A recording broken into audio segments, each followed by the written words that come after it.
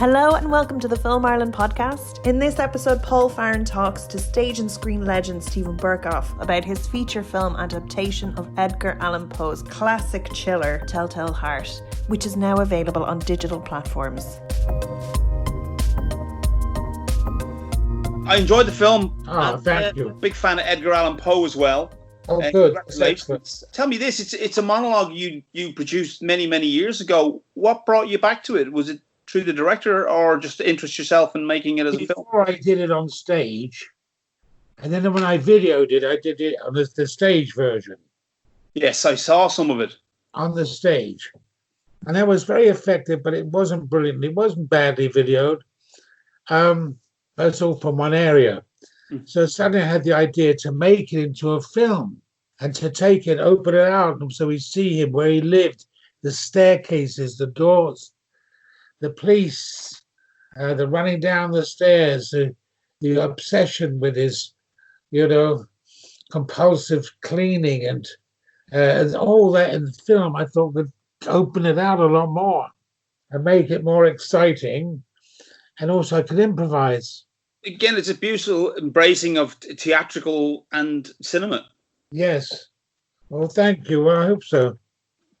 Edgar Allan Poe, what drew you to Edgar Allan Poe in the first place? That particular story, it's a beautiful story. I think it's obviously one even those that don't know Edgar Allan Poe would be very familiar with. It's probably the first scary story I ever read in my life that scared the bejesus out of me. You're with the monster for the entire story, but it's still so frightening. Of course, yes, it is. Well, what he does, he digs into the deepest horrors, fears, tremors, and sensitivities we have. And that's what he does. And he's hearing, he imagines he hears things. His senses are so acute that he feels quite normal if he somehow gets rid of one obsession, so that by killing the old man, he's rid of that horrible thing that he's dealing with. But then another obsession comes in when he thinks he hears his heartbeat. It's the cleverness of it is. He's like a psychiatrist, Poe. So when you get rid of one obsession and you're happy, another obsession will creep in. And that's so true. I don't know if you've had these obsessions. I have. And you get another bug. You go, oh, Christ. And you deal with that bug. And then another one comes in. So you never get rid of it. What you've got to get rid of is what produces the bug in the first place, you see. And that's the difficult one. Well, you're probably one of the first authors that wrote insanity into horror. Yeah. And it's interesting that you also did some wonderful work with Franz Kafka adaptations, including Metamorphosis, which is beautiful theatre. Do you think they've any stronger similarities than just that, or is it a superficial one? I think it's a great deal of similarity. I think they both suffered inordinately from thinking about things beyond the need. So it becomes, once you overthink, it starts to grow. So the thing you worry, if Kafka was worried about whether to see his fiancée or his girlfriend, and he worried about it, got on a train, and actually got there, and then he started to panic, and then he got the train back. It became insane. And so that's what happens with Poe. You think about it, and when you think about it too much, it starts to disintegrate and reveal demons that are within it. Mm-hmm. Something else. So that he was going to his girlfriend very happy, and as he's thinking and obsessing and worrying and really being over concerned, and what does she think of me, and am I good enough, and everything starts to fall apart. So that way they're quite connected. The man, Poe, in the Telltale Heart, just seeing the eyes, unpleasant, to pay no attention. But he keeps thinking and thinking and thinking. And in the end, it becomes much more. It starts to invade the deeper recesses of his obsessions. So it's very similar to people who've got to wash their hands all the time. Do it once, to do it more, until eventually, what are you washing? You're trying to wash your body away of yourself. So they're terrible obsessions and very malevolent kind of feelings to have, but everybody seems to have them to a greater or lesser extent. But most people can't control it after a while.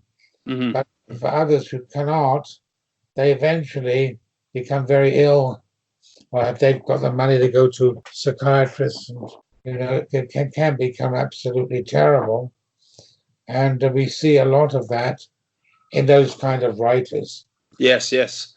Tell me this: the production itself. What was your relationship with the director? I mean, I heard you talking about Kurosawa. I was on YouTube there recently, and you were introducing The Hidden Fortress. Yes. And you were talking about the relationship between Kurosawa and Mifune as this perfect moment of director and actor.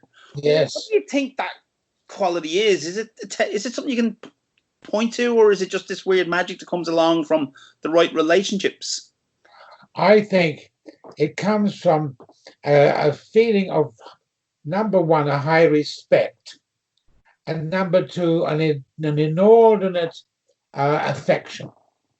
So I'm not with directors who have got maybe a bit respect, but they don't love me too much, and very often they want to kind of skewer what I do, pick at it, and find fault, and make suggestions which are inane, and I have to deal with, because that's his role in life, the director, and you must always listen to your director, because sometimes they can be very good. But when you have affection plus respect, and that's what some directors have with some actors, and they're few and far between, but they're very exceptional when they're there, and you can count them. But the exceptional ones are like Elia Kazan with Marlon Brando. Mm-hmm. For example, Steven Berkoff with Kurosawa. He was the very allied director of Jean-Louis Barrault. In Les Enfants de Paradis, I think Marcel Carné. Marcel Carné, yes. I don't know, would you put Herzog and Kinski into that mix? They produced some amazing work, but the relationship is so volatile. And he was like that with everybody. Well, but I would say, yes, that would have been a great mix. But Kinski was so self-obsessed that he sometimes became kind of damaged by his own obsession. Yeah. Whereas if you listen to Kinski, in the first films, they worked out brilliantly. And Kinski adored him. And that's all you need. You need adoration from the director and one from the actor to the director. I've worked with many directors who actually should be shot. True. But again, do you think there's a huge difference between theatre direction and film direction? Oh, completely different, yes. Have you had good times on films, on many films, as an actor? I mean, all right.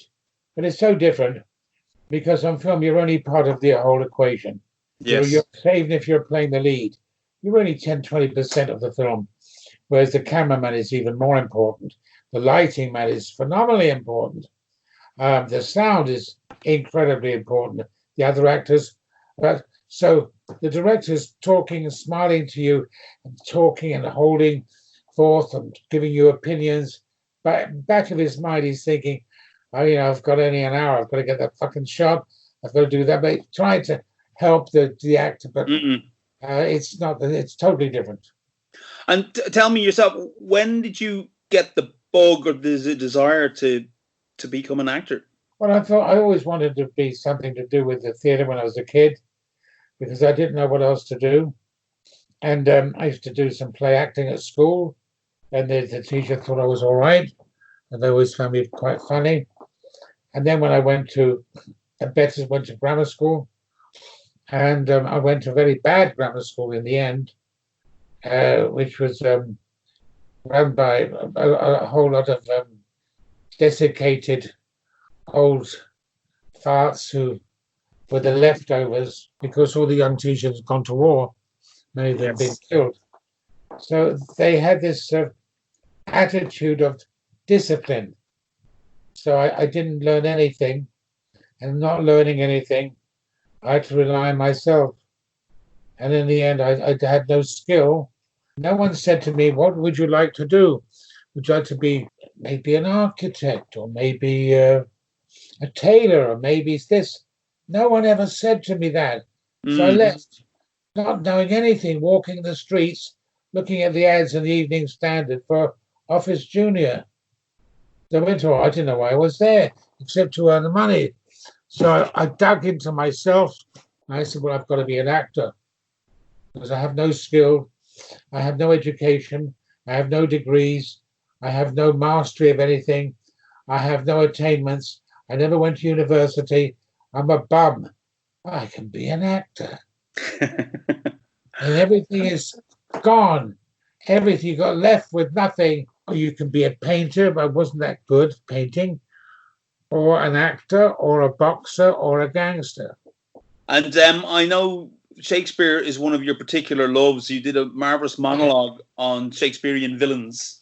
All right, yes. In fact, I'd like to talk about monologues for a minute because I think it's a much underrated method of theatre. I've done them, I've produced them myself over the years, and they always seem to be talked about in that lazy fashion of it's a cheap method of expressing yourself in theatre. I think it's a lot deeper than that, and it has much deeper possibilities, and you've shown it yourself in your own monologues. Yes, yes.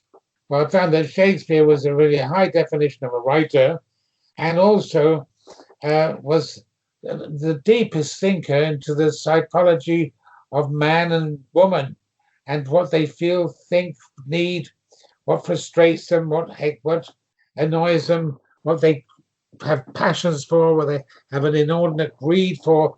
He manages to sift all those different things about the human condition in a way which is utterly astonishing. And so I found that this gave me a sense of bit of credibility, because I left school with, I say, no degrees, nothing. So once I started learning a bit of Shakespeare, I felt a little better. I felt I was learning like an instrument, like learning the piano, and I felt very validated. And so once I started Shakespeare, I tried to work for the companies. I couldn't get in to the RSC, and there were one or two crappy rep companies. I did some Shakespeare for these shit companies. But then I decided to begin directing so I could guide my own particular engine on my particular vehicle into the right direction. And I didn't care too much for the skill of directors. Not too much. I think some were very good, but there were more that were useless because they didn't train.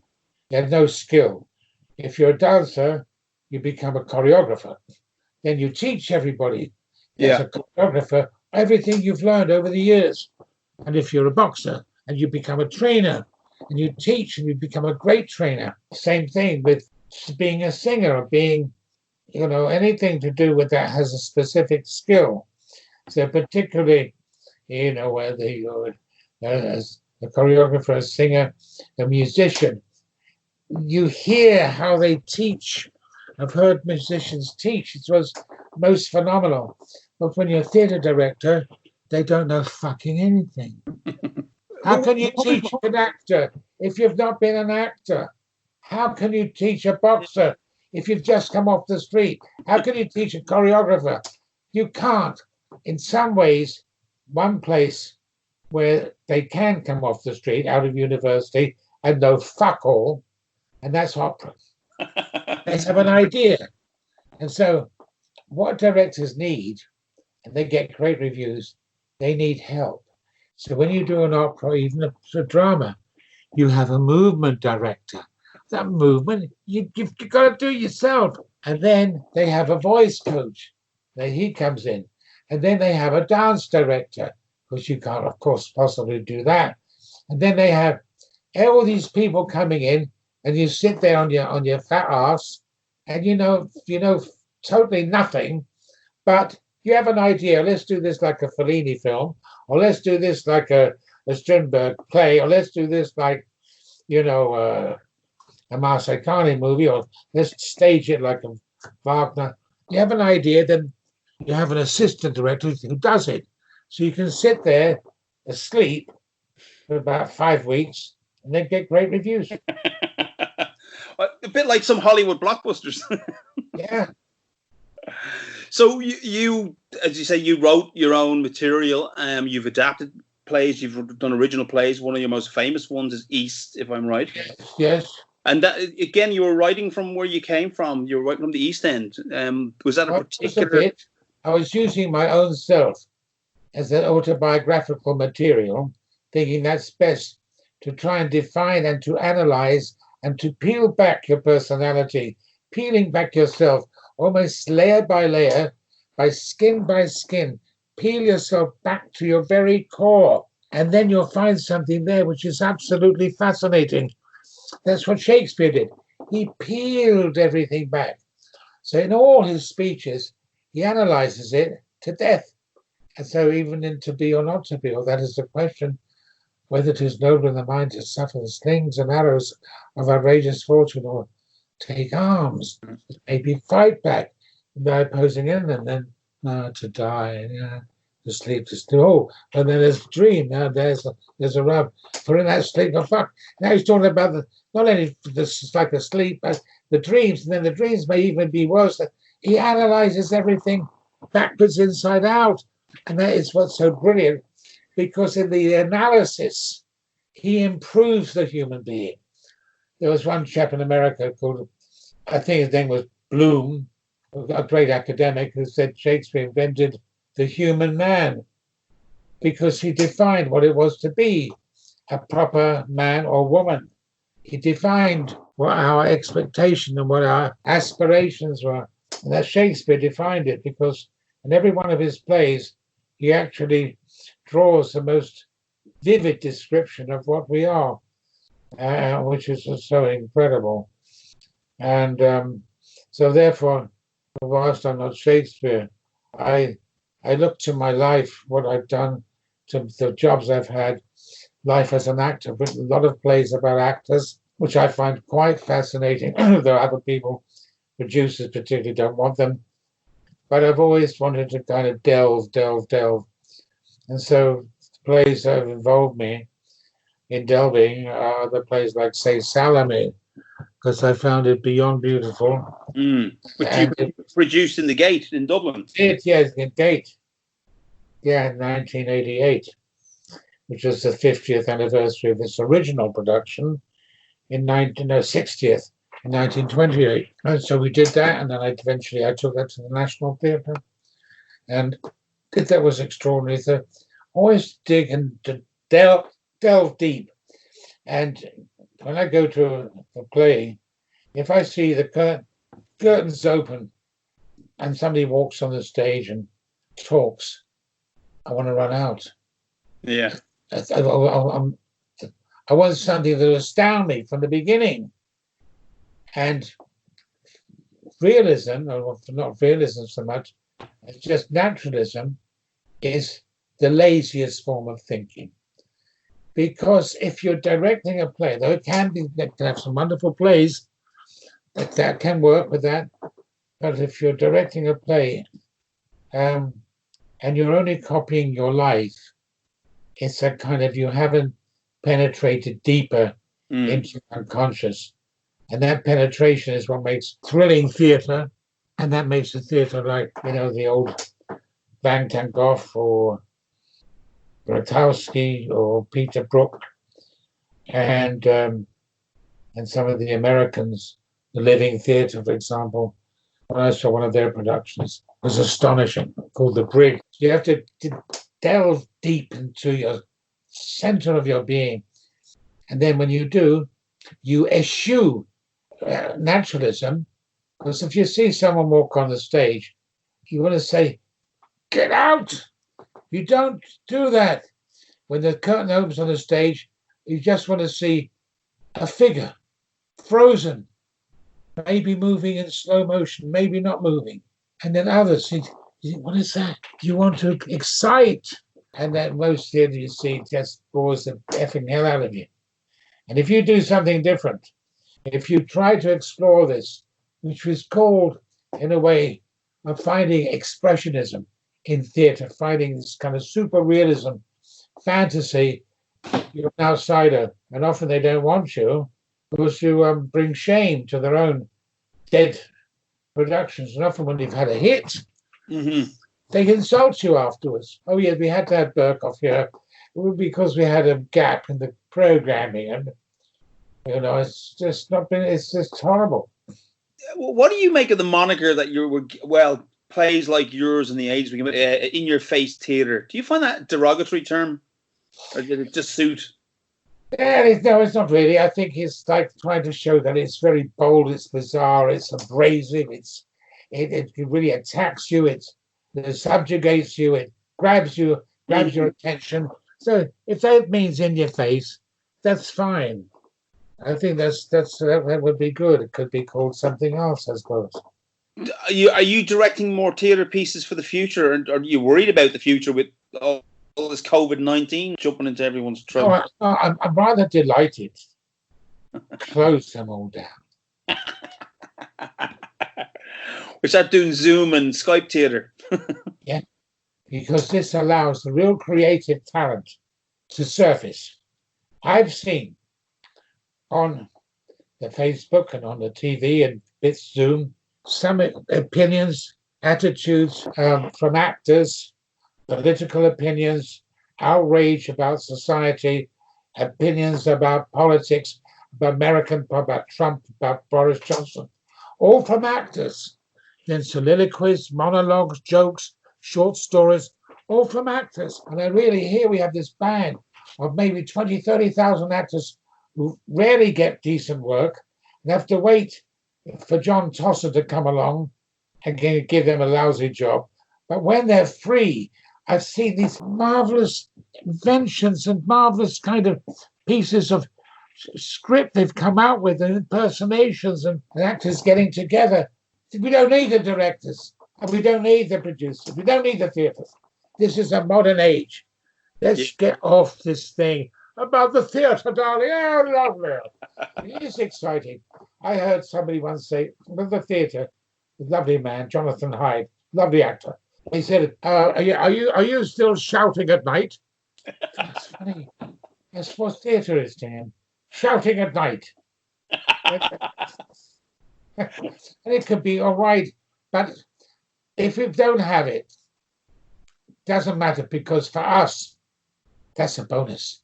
Because we don't want to kill ourselves. You see, the theatre is about a sacrifice of your mind, your soul, your spirit, your ideas. But it's a sacrifice of the actor. The actor, except if you're at the National, you don't get paid that much. But anyway, has to do 8 shows a week. That's a killer. I mean, if you did 6, that's quite a lot every single night, but you can accommodate that. And it can enjoy it because it can improve you. But then you've got a matinee, and then an evening, then 2 days, evening, then another. And especially if you're bloody playing a huge part, it's killing the actor. So we don't need your effing theatre, and we only do 8 shows a week so that we can fill the pockets of the effing producer. Now, I went to the theatre about a year or 2 ago, maybe more, and I saw a play that was very, very well reviewed. Very well reviewed, with a very good actor in it. Great reviews. Fantastic, but did a very physical performance. The kind of performance would be in one of my plays. Mm-hmm. Wonderful. So I booked a ticket. I thought, I don't want to be at the back. Sometimes you have to lay out a few bob. So I booked a ticket. I think the stalls were like £60 or something. Might be £70. So I go along to the box office. So here we are, I've got my tickets. So I'm so sorry, but that's now gone up to £90. What? I said, but I've paid this. I said, yes, but that's a section of the seats now. Because of the reviews, getting great reviews, they can legitimately, although it's theft, it's skimming, charge you more at the box office. So I thought, you a dirty fucking producer, how dare you? Oh, you've got a big hit, then be happy that you've got the prices as they are. Fill them, but you've got a big hit. Oh, we must make them more because we can get more in. That was shameful. So I think good that your theatres are closed, because I don't want to be fucking scammed by you. When I go to the theatre, you tell me the box office, it's going to be 100 or 200. That's shocking. But with actors and a few writers and a few maybe choreographers and dancers, we can use the medium of the television, of the internet, and be free. And I can be free and say, bravo, fantastic. To move forward a little bit, your filmmaking, I think you've said it a few times, it just helps pay the rent and provide you with the cash you need to do your projects you love. Yes. How did you find your Hollywood experience? Did you find it really hard over the years? I mean, you've done Beverly Hills Cop. I actually saw you the other night. I was watching Outland. I saw you getting shot in Outland. Yeah. And we're a nice guy who just had a psychotic moment because of some nasty drug. I don't even remember that film. Yes, I remember. Yeah, I only had a little scene. But it's a good little scene. Was Connery a friend? Was he a good associate of yours? Did you know him well? No, I didn't know at all, but he was always charming. Yeah. Nice guy. Decent man. And did you find the same, though, with those blockbusters? I mean, you always played a great villain. I know you got typecast. You did, as I said, Rambo. I think you were the Russian villain, Russian. Rambo 2. That's right, yes. Was that an interesting experience, or was it just... Oh, yeah, every experience is interesting. Yeah. It's fascinating because, with films, they're big shots, they're powerful industry. Suddenly you're sitting in your little squat. This is my room here. It's where I live. And I've got a little... put you up, so I put the bed down at night. So I've only got this. It's all I've got, really. And so then you're taken off to a 5-star hotel. Yeah. In Mexico. Oh, it's heavenly. But then you go on the set, and you see Stallone looking incredible, amazing. And so it's a fascinating experience. But then you might get an arsehole director, and you're trying things out. And he says, wow, what do you do that for? And I thought, schmuck, could you see what I did it for? And so then it becomes less pleasant. You also, I saw, tell me if we're going back to the 60s here, but you were in UFO back in the day. Yes. Was a favorite of mine as a kid. And you did a lot. You worked with Roger Moore long before you did Octopussy, because you were in The Saint a few times. Yes, yeah, couple of times. Did you find the British sensibility, again, I think I watched a documentary with Moore talking about that. He said, it might have looked glamorous, but we were working on very tight budgets and we had to work very fast. I mean, the polar opposite of Rambo, I would say. Oh, yes. I think you worked with Moore on Octopussy then, I was saying. Yeah. Was that another good experience? Oh, that was good. We had a nice director called, I think his name was Michael Jen or something like that. Not quite sure, something Jen. A gentleman. See, in England, they're gentlemen. Yes. Very lovely directors, they're, well, Stephen, how would you feel? They talk to you like you're kind of partners. And so with Roger Moore, everybody's a gentleman. And if you suggest something, they say, oh, you'd like to see that, would you? That's a silly suggestion. They're charming all the time. I've always found English directors totally charming, helpful, very smart, and very easy to get on with. American directors are so competitive there, you can't blame them altogether. They're so frightened of not getting the hit that they become panicky and they become hyper neurotic, and they can become a little bit difficult, but not all. Because in Beverly Hills Cop, I worked with this lovely guy. I think it was his first film, even maybe second film, Martin Brest, and he was absolutely charming and easy and clever and said the right words to me. I just do a scene, try to give it a little bit of, so you hear me. And he says, do it less. You got the power. You don't do anything. You do less. So I did less, did a lot less. And he said, do even less. How can I get less? So I did. Well, it's a big screen. I did a lot less. Like I couldn't give a fuck about who is this. And that worked. He was clever, Martin Brest. God bless you, Mr. Brest. I know you've retired now, but oh, what a great man. I think you can see when a director works with actors by the energy and performance you get. He also did a film, I don't know if you've ever heard of it, called Midnight Run with fantastic. And fantastic. Beautiful movie. Yeah. So more recent films, including the one you've done, I looked at your IMDb account. You've got about 6 or 7 things in pre-production or post-production. You're a very busy man. Between I don't know, cameos and others. Little cameos, yeah. Do you enjoy those? Yeah, they're good. It may be a couple of days, you earn a few bob, because I don't get employed much. I'm not in the, the top 10 of the list, not one of the gang, Well, you did The Tourist there. I know. That was good. That was Florian Henkel von Donnersmarck. And he picked me. And I thought, well, that's nice. He picked me. And I got a good salary for it. But here, I don't get employed that much, especially in the theatre. I don't care about that because I have to do my own theatre. So I have to raise the money. Then at least you're independent and you own your own rights. Yes. You work with others. Just ghastly. I sometimes do work for others as an exercise. I mean, about 5 or 6 years ago, I did a play for a little theatre in London because there was a well-written play. Mm-hmm. And then they said they're going to pay me, I think it was £400 a week.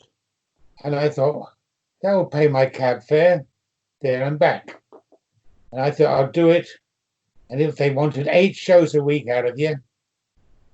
So I thought, well, I think it's 7 or 8. I thought I'll do it to punish myself for all the films where I've had easy money and have not pushed myself. And this play, I really had to just excavate myself because I was playing Saddam Hussein. Okay. It was, fabulous performance. But I had to do it with a room full of actors, a dressing room shared with 6 or 5 actors. And I had a little space that was for my makeup and my wig and there. And I liked it because it was like being poor, being like a student in a digs. And you had a little space. When I went to Israel once, and I was working in Israel, and we had a room between 4 of us. So I had just the width of my mattress, of my, duvet. And that was nice because here's my cigarettes and here's my book. Of course, I kind of like that. I thought I must suffer to pay for the indulgence. So I suffered for 8 weeks. It was the most horrible experience I've had in years, but I got through it, and that was good. So you're unspoiled. We can safely say that. I would say that. Yeah, I would say that. But again, a lot of these, you're not getting these roles for no reason. I think a lot of people would have a big admiration for you, film fans as well as theatre fans, because of the performances. One film that you always stuck in my mind for some ungodly reason was your performance in The Craze. I thought you were fantastic in that. Yeah, and it was a small role. It was a cameo role almost in that, but it was a very interesting character. I mean, very interesting. Was he wandering around the world when you were growing up? I didn't know him. No, not for me. I hope you maybe heard of him.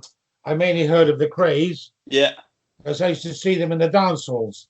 Wow. They were always in the Royal Tottenham dance hall in Tottenham, and they was just to kind of stand around. Always had a suit on, and they never danced. They used to chat, and I never see people talk so much. They'd be there. I used to go to the matinee at the Royal Tottenham, and they were often there at the matinee because it's a nice time to go, for a bit of fun to just relax. And I see them leaning against the wall, and they're talking to their mates, and I'm looking for the girls, and they're still talking, and I'm dancing with this girl, dancing with that girl, dancing, doing a jive and all that. And they're still talking and talking and talking. I never met people talk so much. It was their office. Yes, that was the office. And sometimes I see them at the Lyceum. Wow. Were you aware of their reputation? Oh, yes. They got carried. I mean, like the character you played in real life, he was a victim of the fact that they just got too comfortable with the fact that they thought they owned the place. Am I right? Yeah, absolutely. They did. And he got particularly vicious killing. Oh, costly. And how did you, Peter Medak again? He's an all-pro in the British cinema. A nice director. He's a very interesting director. Did you enjoy working with him at that time? I did. A very nice guy because he lets you do whatever you want, and then he loves it. He was delightful. Whatever you did, he laughed. It made you feel good. Yeah. Whatever you did, it's fine. And he might say, Stevie, why don't you? But very rarely. And so he was a charming man. I think the only person he ever had trouble with was Peter Sellers, who was a great friend of his. I think he did a pirate film with him that went south. I think he made a documentary about it. Yeah, that's right. Yeah. Yes. I know you did a monologue on Weinstein there last year. Did that go well for you? Oh yeah, it did. I got a bit unhappy with it. I called it Harvey. I was a bit I suddenly had a thing about lines, and if I thought I've got to get the lines, I did get the lines, but then sometimes I forget.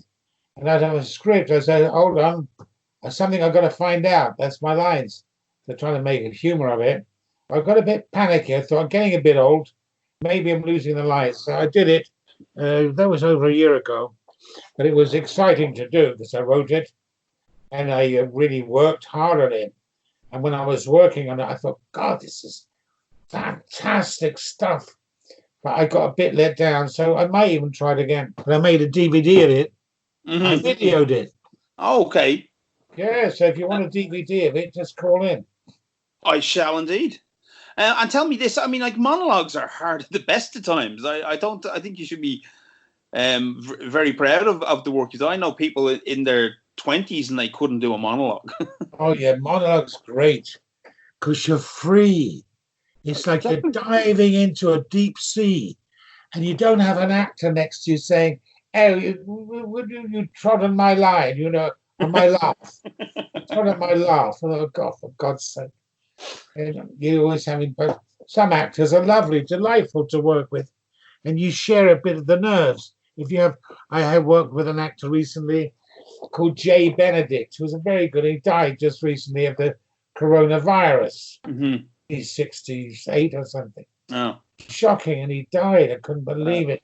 And some actors are wonderful to work with.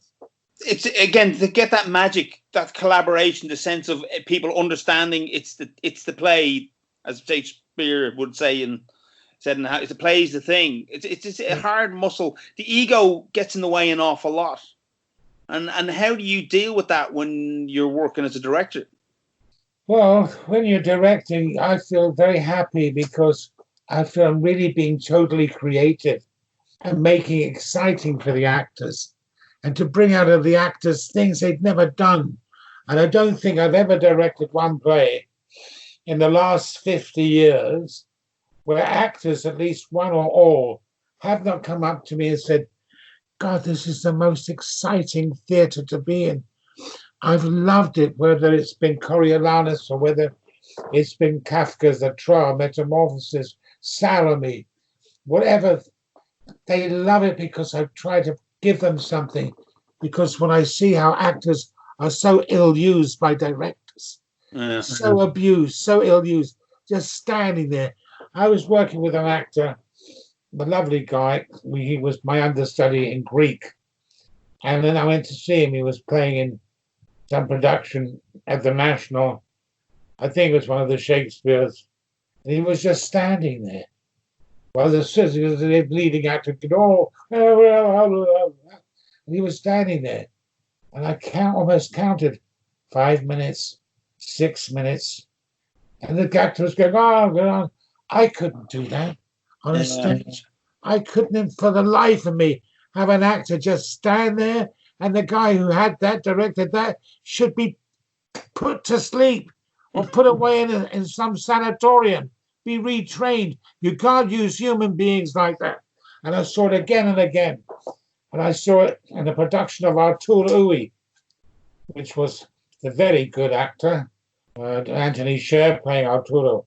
And there was a scene in the crowd, and he was acting away, and there was a woman with a child, and she's holding the child like that. No, he was, he had made a very good attempt at it, and it was very good. But I did query, why was a woman standing there for 10 minutes holding a child? And I couldn't watch him anymore. I kept looking at the child, and the woman was worried the child's getting restless, so she kept touching him, like stroking him. And I thought, how dare you? I mean, I get mad about that. I get over mad. I understand. You're at your most naked on a stage. Yes, I say, how dare you use that child like that? I almost wanted to shout. I used to shout in the theatre. I used to go to see shows and get up shouting and run out. Yeah, I was a bit crazy there. Any famous ones? Any famous shouting? Yes. I shouted. I saw Peter Brook's production of Oedipus. Okay. And when at the end, I thought it was quite good. But it was a lot of very derivative movement, which you got from the living theatre. It was all right. Some good bits. At the end, as they do in the Greek trilogies, they end with a kind of satiric movement, a kind of fate, a kind of, pantomime of some kind, apparently. Mm-hmm. And he rolled on this big thing. And then there's a cloth on it, huge. And then they pulled the cloth off, and it was a gigantic golden penis. The audience was silent, some tittering, a bit shocked. And then the actors danced around the penis to some kind of tune like, oh, when the saints come marching in. And I'm not a prude, but I thought this was very university kind of, it's got something that I'm going to be smart here. Maybe it was good. I don't know. Didn't like it. Maybe it's me. Maybe there is a prudishness. But then I got up and shouted rubbish. But I screamed with all my volume. I was in the dress circle. A huge howling rubbish. I walked out. And then 2 or 3 years later, I was doing a little play in the West End, in a fringe theatre, called In the Penal Settlement by Franz Kafka. Mm-hmm. And I thought I'd ask Peter Brook, because he doesn't know it was me who screamed. So he came along. I did my play, gave it everything. And then he came actually to see it. And I liked him for that. Although he didn't talk to me afterwards. Maybe he found out I was the person. But that's the only time I've done that. Peter Brooks is well able, or was well able. Yeah. I used to love him. He did some of the best productions I've ever seen. Yeah, I love this. His film work is quite interesting. And Lord of the Rings is one I would kind of regard as a very unusual film. Still quite powerful. King Lear with Paul Scofield. Yeah, the big beginning of it is phenomenal. Scofield himself, though, was just an amazing actor. It's incredible. Wonderful voice, great stillness, wonderful simplicity, humility. Just a wonderful actor. Listen, I'm gonna say thank you very much. It's been a great pleasure talking to you. Too. You too. I hope it goes well. Thank you. Thank you so much for your time. I hope a lot of people from Ireland come and book. You're going to be streaming soon. Hopefully the Genesis Cinema in the East End. But we've got it on DV now. And I'm going to offer anybody who buys this, it's a fabulous film. I don't have to sell it, but we need to kind of make people aware of it. I will throw in a signed book. Oh, really nice. Yeah. Well, I'll have to buy a copy myself, so. Yeah, I will throw in a signed book. Excellent. I've written a lot of books, and they're all sitting on my shelves. Have you one of your memoirs? Is it, or your novel? Yeah, it's a memoir of working with Ronnie Biggs in Brazil. The train robber. What's that one called? It's called Prisoner in Rio.